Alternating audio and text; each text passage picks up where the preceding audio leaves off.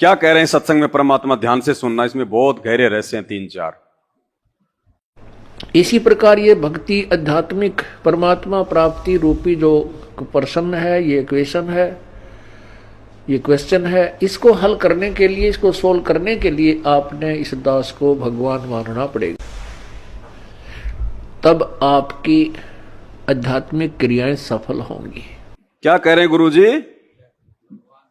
आपकी आध्यात्मिक क्रियाएं कब सफल होंगी? जब संत रामपाल जी को यानी अपने गुरु को भगवान स्पष्ट कर दिया। अगर आपने ये आरती मंत्र, पांचों यज्ञ, भोग लगाना, अगर आपने इनको सफल करना है और ये प्रतिफल यदि आपने पूर्ण मोक्ष प्राप्ति के लिए लेना है, तो आपने सबसे पहले जो कंडीशन परमात्मा ने बता दी वो क्या है? गुरु को भगवान मानना पड़ेगा। फिर चलेंगे एक बार शुरुआत से। इसी प्रकार ये भक्ति आध्यात्मिक परमात्मा प्राप्ति रूपी जो प्रश्न है, ये क्वेश्चन है, ये क्वेश्चन है, इसको हल करने के लिए, इसको सोल्व करने के लिए आपने इस दास को भगवान मानना पड़ेगा। तब आपकी आध्यात्मिक क्रियाएं सफल होंगी।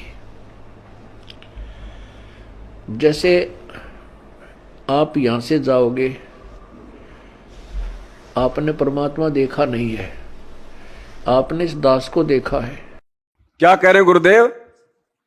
जब आप यहां से जाओगे तो आपने परमात्मा देखा, ये कौन है? गुरुजी ने तो दिखाया, गुरुजी ने तो बताया। सन 1994 से इसी को तो भगवान बता रहे हैं, और आज कह रहे हैं कि आपने भगवान देखा ही नहीं है। तो फिर ये किसकी फोटो है? फिर ये हाथ से बनाई हुई है, नकली।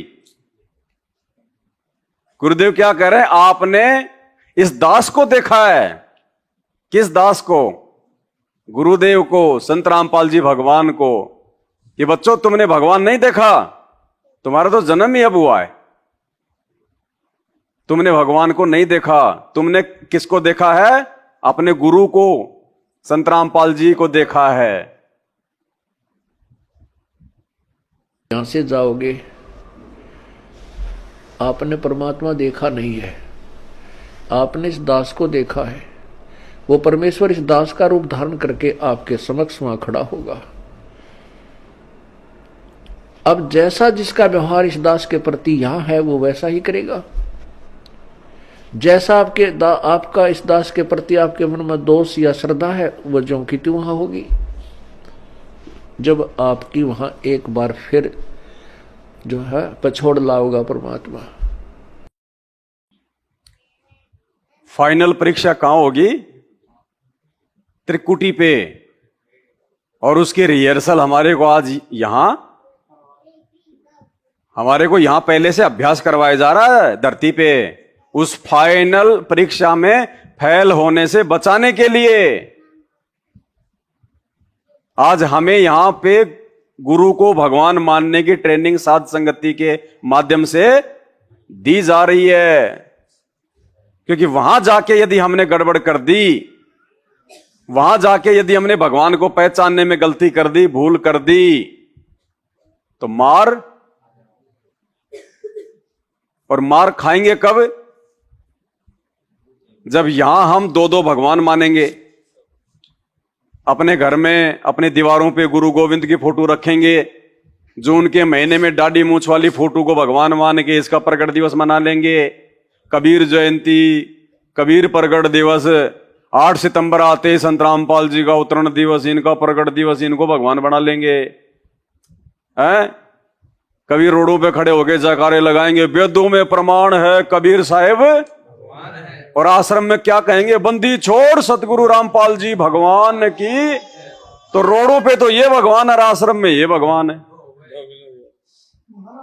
तो एक औरत के 2 पति हो गए, एक आत्मा के कितने पति हो गए? अब हमारे ऊपर तो परमात्मा ने दया कर दी, इस फोटो को अपने घर से, अपने घट से निकलवा दिया। हमारे को तो सौपन भी नहीं आता अभी इसका। अगर किसी को आ रहा तो भाई और देख लेना, हमें तो इसका सपना भी नहीं आता। क्योंकि नकली चीज का नकली चीज का क्या सपना लें हम, हैं? हमें तो परमात्मा का ही विचार, इन्हीं का चिंतन, इन्हीं का मनन, इन्हीं का मंथन, इन्हीं की चर्चा, सब कुछ। हमारे दरबार में भी संत रामपाल जी की फोटो, हमारे घर में भी इन्हीं की फोटो, और हमारे हृदय में भी इन्हीं की फोटो। तो क्या कह रहे हैं गुरुदेव भगवान, जब तुम त्रिकुटी पे जाओगे, क्योंकि तुमने भगवान तो भाई तुमने देखा ही नहीं है, तो जब तुम त्रिकुटी पे जाओगे तो वो परमात्मा संत रामपाल जी के रूप में। अब एक बात बताओ,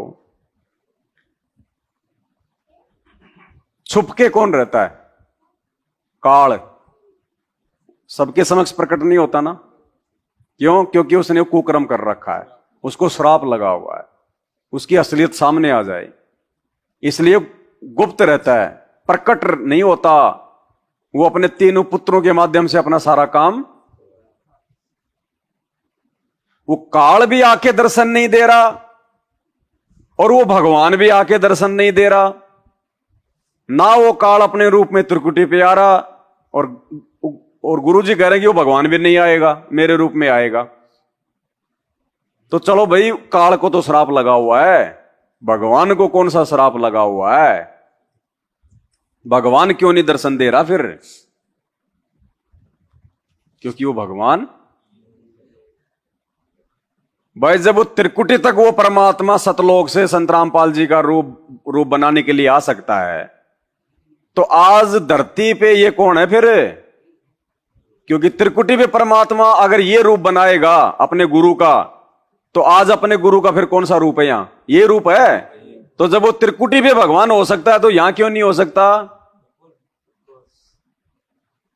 और ये कौन से शास्त्र में लिखा है कि वो त्रिकुटी से ऊपर फिर कोई दूसरे रूप में लेके जाएगा सतलोक? इसी रूप में तो लेके जाएगा, या पार्टी चेंज हो जाएगी? लड़की के साथ में फेरे तो करे ये, और वहां जाके बोले कि ये है तेरा कसम, वो टिकेगी? धोखा हो जाएगा ना। तो यहां तो हमारी आस्था, हमारा समर्पण, हमारी लगन हमारे गुरुजी में, यहां तो दिन रात आंसू आते हैं गुरुजी में, और वहां जाके बोला जाए कि ये है तेरा असली पति, तो टिक पाएंगे क्या हम? तो ये स्वयं परमात्मा है, ये संकेत कर रहा है कि त्रिकुटी पे भगवान इस दास के रूप में मिलेगा। क्या कोई भी नकली संत महात्मा शंकराचार्य ने आज तक कही है बात है कि बच्चों जब ऊपर जाओगे तो मेरे रूप में तुम्हारे को भगवान मिलेगा, परमात्मा मिलेगा?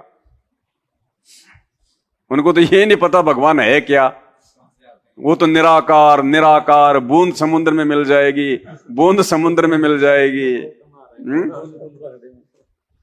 तो ये संकेत कर रहे हैं गुरुदेव भगवान कि जितना जल्दी हो सके अपने गुरु को परमात्मा के रूप में स्वीकार कर लो, ताकि त्रिकुटी वाला झगड़ा ही। पाल जी भगवान की, पाल जी भगवान की जय हो। बंदी छोड़ सतगुरु रामपाल जी भगवान। जैसा जिसका व्यवहार इस दास के प्रति यहाँ है वो वैसा ही करेगा। जैसा आपका इस दास के प्रति आपके मन में दोष या श्रद्धा है, वो ज्यों की त्यों वहां होगी। जब आपकी वहां एक बार फिर जो है पछोड़ लाओगा परमात्मा। जो दोष जो भाव गुरुजी कह रहे हैं इस दास के प्रति आपके मन में यहां रहेंगे, त्रिकुटी पे ज्यों के त्यों। तो यहां यदि हम भगवान मानेंगे इनको और अपना खाली गुरु मानेंगे इनको, तो ये भाव शरीर छूटने के बाद हमारे वहां भी रहेंगे। और वहां जब लोग कहेंगे रे भगवान आ गए, भगवान आ गए, तो हम इनकी तरफ ध्यान नहीं देंगे। किसकी तरफ ध्यान देंगे? और इनके रूप में फिर वहां पे कौन आएगा? काल, शैतान। उसने रूप मांग रखा है। ये बहुत गहरा षड्यंत्र है, बहुत गहरी साजिश है इस काल की। ये समर्थ ने आके हमारे को चेता दिया और बता दिया, और सात संगतियों के माध्यम से जो थोड़ा बहुत जो कमी थी वो परमात्मा ने पूरी करवा दी। सुनिए क्या कह रहे हैं आगे मालिक। जैसा आपका इस दास के प्रति आपके मन में दोष या श्रद्धा है, वो ज्यों की त्यों वहां होगी। जब आपकी वहां एक बार फिर जो है पछोड़ लाओगा परमात्मा। आपके पास भक्ति धन भी है, आपके अंदर गुरु जी समझना क्या कह रहे हैं परमात्मा। अकेले भक्ति से बात नहीं बनेगी, अकेले श्रद्धा से बात नहीं बनेगी। गुरुदेव कह रहे हैं तुम्हारे पास में वो भक्ति धन भी है जिससे कि तुम सतलोक जा सकते हो, तुम्हारे अंदर वो श्रद्धा भी है जो होनी चाहिए भगवान के प्रति अपने गुरुजी में। लेकिन कहते हैं उसके बाद भी तुम फेल हो जाओगे। केवल इसी बात से काम नहीं चलेगा कि हमारी श्रद्धा हमारे गुरुजी में उतनी है जितनी भगवान के प्रति। इसका मतलब हमने भगवान तो फिर भी किसी और को मान रखा है, क्योंकि हमारी श्रद्धा हमारे गुरुजी में तो भगवान के बराबर। इसका मतलब हमने भगवान अभी भी किसी और को,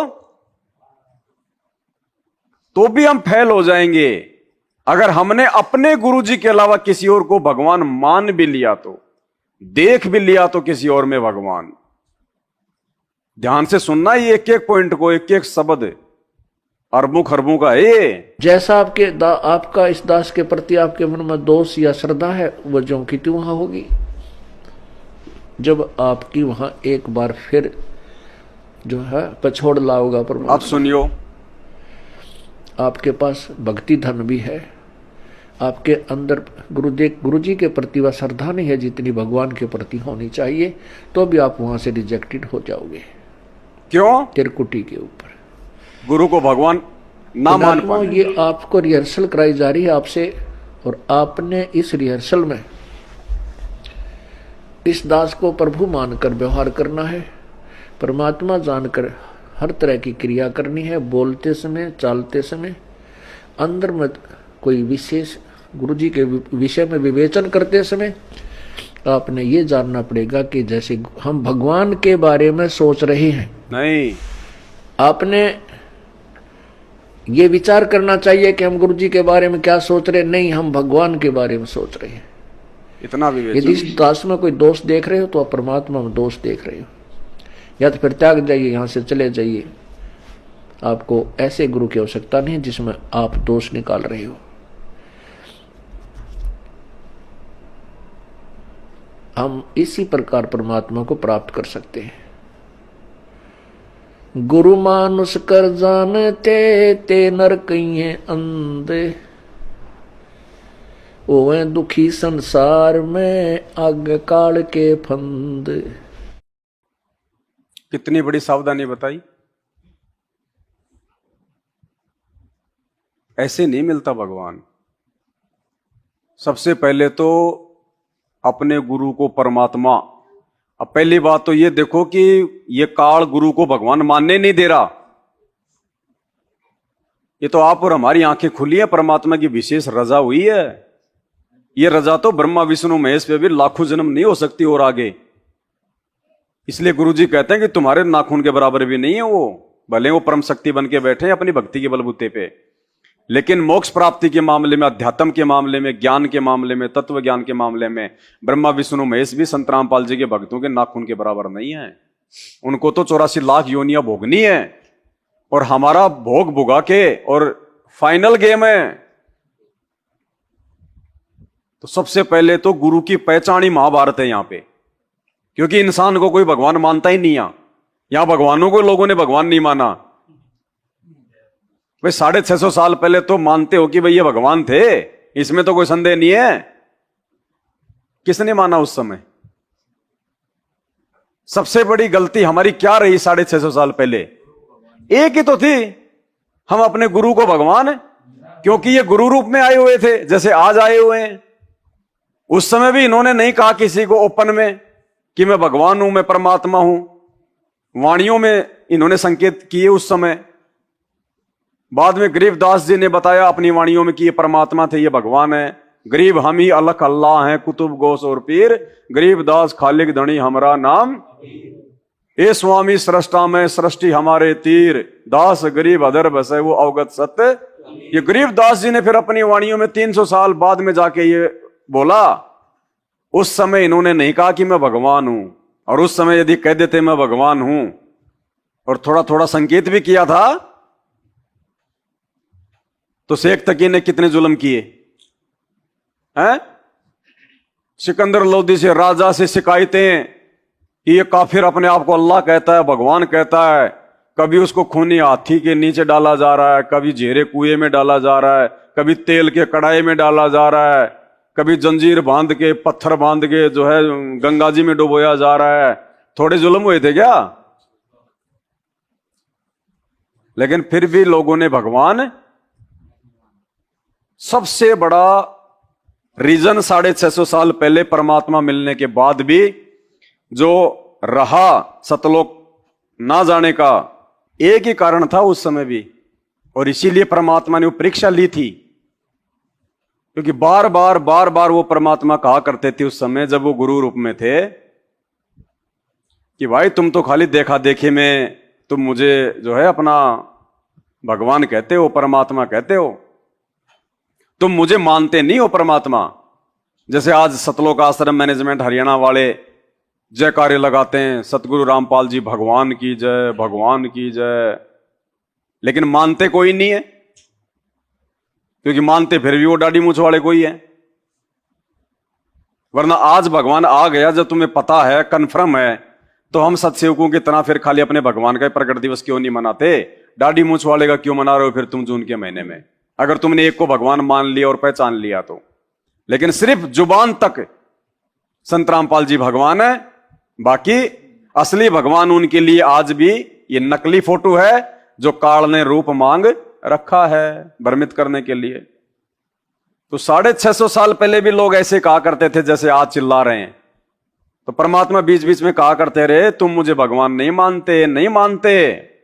और वो क्या कहते, आप और हम ही थे, नहीं जी हम तो भगवान मानते हैं आपको। आपने ये कैसे सोच लिया हम आपको भगवान नहीं मानते? क्या कह रहे हैं गुरु जी? परमात्मा ने ये देखना चाहा कि ये मेरे विचारों को से कितने परिचित हैं, इनके अंदर कुछ दृढ़ता भी है जो ये बोलते हैं कि हम तो मोक्ष चाहते हैं, हम आपके अतिरिक्त किसी को नहीं चाहते हैं, आप हमारे परमात्मा हो, आपसे हमें वो सुख मिले हैं जो हमें कहीं पर भी प्राप्त नहीं हुए थे। ये ऊपरले मन से कह रहे हैं या इनके अंदर भी कोई स्थान है? ये परीक्षा लेने के लिए परमात्मा ने, कबीर परमेश्वर ने एक लीला की थी। भाई ये ऊपरी मन से मुझे भगवान कह रहे हैं या फिर अंदर से भी ये मानते हैं कि हां यही भगवान है? जबकि उस समय तो एक फायदा और था बहुत अच्छा गुरु को ही भगवान मानने का। क्योंकि आज तो चलो संत रामपाल जी ने ये कह दिया कि ये भगवान है, और उस समय जब ये खुद आए थे तो इन्होंने और किसकी फोटो दिखाई थी कि वो भगवान है? ऑप्शन ही नहीं था गुरु के अलावा भगवान मानने का उस समय। भाई आज तो चलो संत रामपाल जी ने कह दिया कि ये है कबीर जी, लेकिन जब यही कबीर 650 साल पहले आया था तो इसने कब कहा था कि कोई और कबीर भगवान है? कहा था क्या? कबीर नाम से तो ये खुद ही थे। अगर कोई इनसे पूछता था कि गुरु जी भगवान कौन है, परमात्मा कौन है, तो इन्होंने और किसका नाम बताया होगा? इन्होंने तो बताया नहीं नाम कोई, यही कहा कि भाई वो सत्य पुरुष है, वो सतलोक में रहता है। नाम तो नहीं बताया ना, क्योंकि भगवान तो स्वयं अपने नाम से आए हुए थे। तो उस समय तो गुरु को भगवान मानने का बहुत अच्छा मौका भी था, कोई और भगवान था ही नहीं कोई दिखाने के लिए भी। तो परमात्मा कह रहे हैं कि 650 साल पहले भी परमात्मा ये देखना चाह रहे थे कि तुम मुझे खाली जुबान से भगवान कहते हो या फिर तुम्हारे अंदर भी कोई जगह है। तो बोले नहीं जी हम तो आप ही को परमात्मा मानते हैं, हमारे तो आप ही भगवान हो। तो परमात्मा ने छोटी सी परीक्षा ली थी कि देखें ये खाली जुबान से कह रहे हैं या फिर इनके अंदर भी, वो तो जानते थे सारी बात, वो तो अंतर्यामी थे, लेकिन वो तो हमें रूबरू करवाना चाह रहे थे, और सारे के सारे फैल। तो आज भी जो 28 साल से उन आश्रमों में जो बंदी छोड़ सतगुरु रामपाल जी महाराज की जय, पता नहीं क्या क्या जयकार लगाते थे, छोटे मोटे कोई भैंस का थन ठीक हो जाता था तो गुरु जी आप भगवान, आप परमात्मा। ज्ञान गंगा में जो इंटरव्यू लिखे हुए हैं ना, उनको पढ़ के देखना, जिन जिनको परमात्मा ने फायदा दिया है उन सब ने गुरु जी को क्या कहा, ये तो खुद ही कबीर जी आए हुए हैं, ये तो खुद ही परमात्मा धरती पे हैं। और खुद ही परमात्मा, तो फिर इसको क्यों पूज रहे हो फिर तुम जून के महीने में? तो परमात्मा ने ये देखना चाहा, आज फिर से हमको दिखाना चाहा कि 650 साल पहले वाली ही गलती कर रहे हो या फिर भगवान माना भी है। इसलिए भगवान ने 7 संगतियां शुरू करवाई कि जिसने मुझे भगवान मान लिया होगा वो इस काल्पनिक फोटो को घर से बाहर निकाल देगा और केवल अपने गुरु की पूजा करेगा, गुरु को भोग लगाएगा, गुरु के प्रति समर्पित रहेगा और अपने गुरु के अलावा ना कोई पीले पर्चों की मानेगा, ना कोई ऑडियो की, ना कोई वीडियो की, केवल अपने गुरुदेव के सत्संगों को ही जो है अपना मैन जो है वो गुरु मान के चलेगा। तो ये परीक्षा आज चल रही है यहां पे कि कितनी आत्माएं हैं जिन्होंने गुरु को भगवान, क्योंकि ये पिछली पीढ़ी है और परमात्मा ने लेके जाना है बहुत सारी आत्माओं को। तो 650 साल पहले की तरह अब की बार नॉर्मल में परमात्मा काम नहीं छोड़ेगा, पूरा काम करेगा। नहीं, 650 साल पहले कोई भी 2 पार्टी नहीं बनी थी। 650 साल पहले क्या, सतयुग त्रेता द्वापर में कभी 7 संगति होती नहीं थी नहीं 7 संगतियां। ये पूरा कोर्स परमात्मा ने हमें आज दिया है। अरे पहले के समय में, आज के समय को छोड़ के पहले के समय में, चाहे वो 650 साल पहले का समय हो, चाहे द्वापर का, चाहे त्रेता का, चाहे सतयुग का, सत्संग भी हमारे को 1-2 साल में नसीब होते थे। जब कभी कबीर परमात्मा आके सत्संग करते थे, हमें सत्संग भी सुनने को नहीं मिलते थे। आसपास में कोई भगत भी नहीं होते थे जो आपस में ज्ञान चर्चा कर लें। सत्संग भी 6 महीने में सुनने को मिलते थे। और आज परमात्मा ने हमें जल्दी से जो है वो तैयार करने के लिए ये टेक्नोलॉजी दे दी, मोबाइल दे दिए, डाल के चिप 24 घंटे सुनो मोबाइल में लीड लगा के। टीवी दे दिए परमात्मा ने, सारा दिन सुनो, चाहे memory, DVD, CD, laptop, computer. क्यों दिए? कि जल्दी से जल्दी, ज्यादा से ज्यादा भक्ति की खुराक खा के अपने भगवान को पहचान के हम सतलोक इस पिछली पीढ़ी में। और इस समय जो आत्मा चूक गई, फिर परमात्मा कहते हैं मालिक उससे इतना नाराज हो जाएगा, इतना नाराज हो जाएगा, लाखों युग नहीं, क्योंकि हम तो परमात्मा को फिर पकड़ ही नहीं सकते। अगर हम ही परमात्मा को अगर पकड़ने वाले होते तो ये भगवान तो 8 सितंबर 1951 से धरती पे प्रकट है और 1994 से नाम दे रहा है। फिर क्यों लोग 2018, 19, 17 में आ रहे हैं? उसी समय पकड़ लेते। क्यों अपने 20 साल बर्बाद कर दिए लोगों ने? ये भगवान स्वयं अपनी पहचान करवाता है और जब जीव का समय आता है तब उसका हाथ पकड़ के खींचता है, भले ही वो उसके पड़ोस में क्यों ना बैठा हो, नहीं पहचान पाएगा। जब घर वाले नहीं पहचान पा रहे, जिस घर में परमात्मा ने आने की लीला की, जिस औरत को परमात्मा ने सांसारिक दृष्टि में अपनी पत्नी का दर्जा दिया, जिन लड़के और लड़कियों को परमात्मा ने सांसारिक दृष्टि में अपना बेटा बेटी का दर्जा दिया, जिस माता पिता को परमात्मा ने सांसारिक दृष्टि से अपने मां बाप का जो है वो दर्जा दिया एक लीला करने के लिए, वो नहीं समझ पाए, वो रिश्तेदार नहीं समझ पाए। आप और हमारी तो औकात क्या थी कि हम समझ लेते फिर भगवान को दूर दूर होके। तो ये हमारा कोई पुरबला भाग, इसलिए मालिक कहते हैं कोई जगह पुरबला आज गुरु दरस, आज ये परमात्मा पकड़ में आया, पहचान में आया है। बंदी छोड़ सतगुरु रामपाल जी भगवान की जय हो। सतगुरु रामपाल जी भगवान की जय हो। बंदी छोड़ सतगुरु रामपाल जी भगवान की जय हो।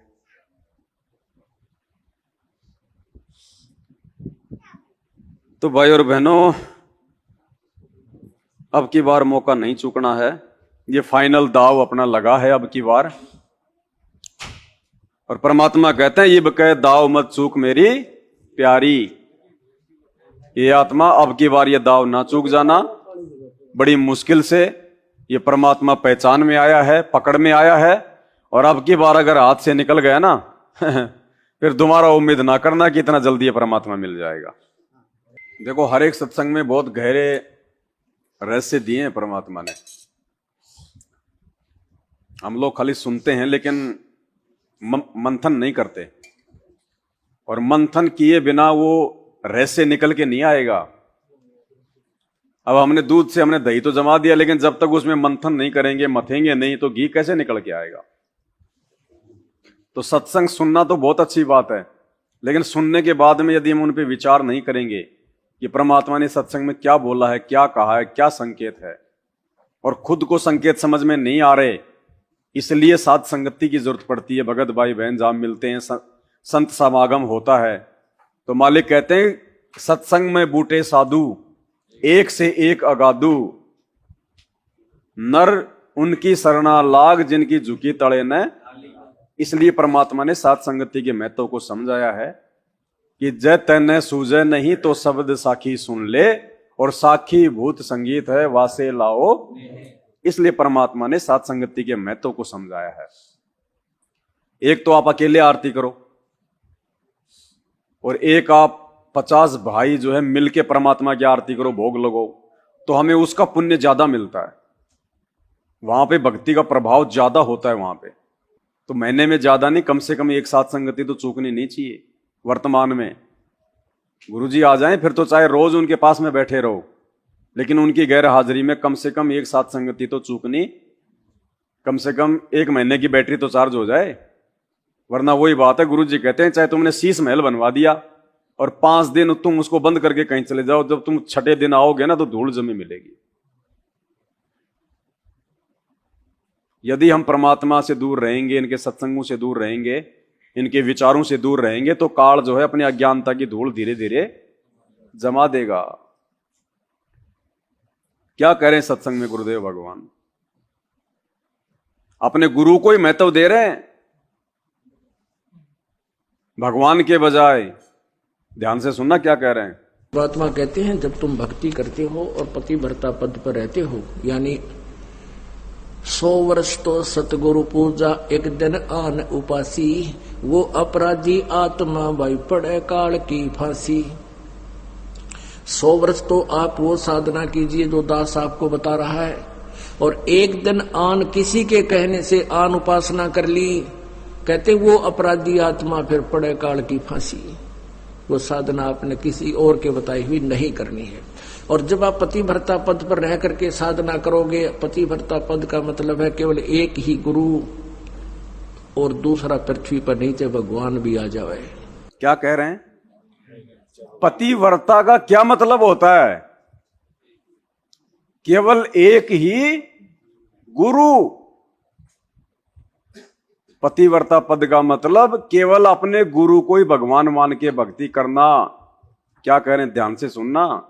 दूसरा अपने गुरु के अलावा चाहे भगवान धरती पे क्यों ना आ जाए, अभी तो खाली फोटो में है, अगर वो दाढ़ी मूंछ वाला साक्षात भी आ जाए तो भी साइड में कर दो कि नहीं जी हमारे तो गुरु ही सब कुछ है। वो होती है पतिव्रता। और जब उस पतिव्रता पद पे हम आ जाएंगे तब परमात्मा कहते हैं पतिव्रता जमीन पर ज्यों ज्यों धर है पाव, और समर्थ झाड़ू देत है। हम लोग आन किसी के कहने से आन जयपुर से निकले, परमात्मा ने बढ़िया तो ट्रेन की व्यवस्था करवा दी, एसी में सोते हुए आए, कोई डिस्टर्ब नहीं। भंडारा वहां से अपने को मिल गया बना बनाया, ट्रेन में भंडारा कर लिया। जैसे नीचे उतरे, भाई चलो भाई वहां तक चलते हैं, अपन चले वहां से पैदल पैदल। परमात्मा ने कितने बादल कर रखे थे, अपने बच्चों को धूप भी नहीं लगने दी, और तुरंत फिर भगत जी लेके आ गए अपनी गाड़ी, यहां बैठा दिया। आते ही परमात्मा ने अपनी चर्चा शुरू करवा दी, और बाहर देखो अब जो उमल की धूप निकल रही है, धूप भी नहीं लगने दी परमात्मा ने। तो जब हम पतिव्रता जो है पद पे आ जाएंगे, क्योंकि सारे के सारे जुमल की पतिव्रता पद पे अपन, हमारा पति केवल हमारा गुरु, हम उसकी महिमा करने के लिए हम जा रहे थे, उसी की चर्चा, उसी का चिंतन, उसी का मनन, तो ये होता है पतिव्रता पद। तो क्या कह रहे हैं गुरु जी? साधना कीजिए जो दास आपको बता रहा है, और एक दिन आन किसी के कहने से आन उपासना कर ली, कहते वो अपराधी आत्मा फिर पड़े काल की फांसी। वो साधना आपने किसी और के बताई हुई नहीं करनी है। और जब आप पतिव्रता पद पर रह करके साधना करोगे, पतिव्रता पद का मतलब है केवल एक ही गुरु और दूसरा पृथ्वी पर नीचे भगवान भी आ जाए। ये मालिक कहते हैं गुरु गोविंद दोनों खड़े किसके लागू पाए, उन्हीं का आदेश है। इसीलिए है कि आपको ये काल और अपने दूतों के द्वारा हमारे रास्ते से भ्रष्ट कर देता है। फिर कुछ दिन आपका पुण्य आपके साथ होता है, वो पहले किया हुआ जो इस सतभक्ति का तो वही आपको देता रहता है। आप सोचते हो मुझे कुछ हानि भी नहीं हो रही है, गुरुजी भी त्याग दिया है और मैं अब साधना भी अपने हिसाब से ही कर रहा हूं, तो पिछला पुण्य जब तक चलेगा, वह बैटरी जितनी चार्ज होगी थी, चार्जर हट गया, चार्जर हटा देने से बैटरी फिर भी काम करती है, इन्वर्टर के पंखे बल्ब फिर भी जगते रहते हैं, लेकिन आगे चार्जर ठीक ना लगने से फिर एकदम सभी आपदाएं आएंगी, सभी बल्ब भी बंद हो जाएंगे, चश्मे ट्यूब बंद हो जाएंगी, पंखे भी नहीं चलेंगे क्योंकि वो डिस्चार्ज होगी। तो परमात्मा कहते हैं 100 वर्ष तक सतगुरु पूजा एक दिन आन उपासी, वो अपराधी आत्मा फिर पड़े काल की फांसी। और पतिव्रता पद पर यानी अन्य की कोई आस्था नहीं रखनी, केवल ये दास जो बताओ वही साधना आपने करनी है, उसी तरह नियम रखने हैं। कहते पतिव्रता जमी पर जो जो धर है पांव, और समरस झाड़ू देत है ना कांटा लग जाए।